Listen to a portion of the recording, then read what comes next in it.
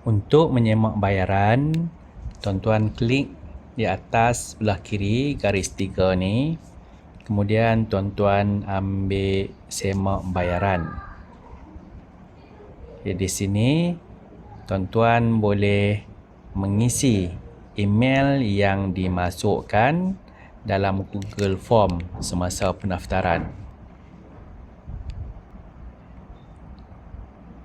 Kemudian tekan OK ataupun Enter.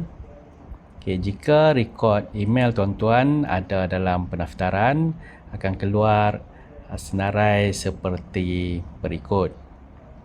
Jika sekolah tuan-tuan dalam negeri Kedah, akan keluar dekat kolom negeri Kedah sini.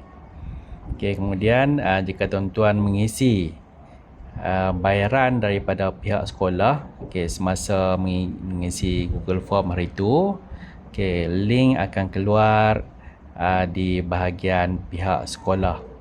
Kenapa kami perlukan data ini? Sebab kerani akan mengeluarkan resip bayaran kepada pihak sekolah. Kalau contohnya bagi sekolah ini. Jadi tuan-tuan tolong cek supaya kerani dapat mengeluarkan cek kepada pihak yang betul. Kalau sekolah, kerani akan menulis sekolah. Contoh di sini, Sekolah Kebangsaan Haji Wan Yahya.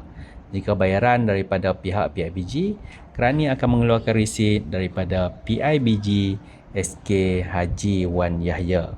Jadi minta tuan-tuan untuk menyemak supaya tidak berlaku masalah kepada pihak kerani dan juga pihak sekolah tuan-tuan. Terima kasih.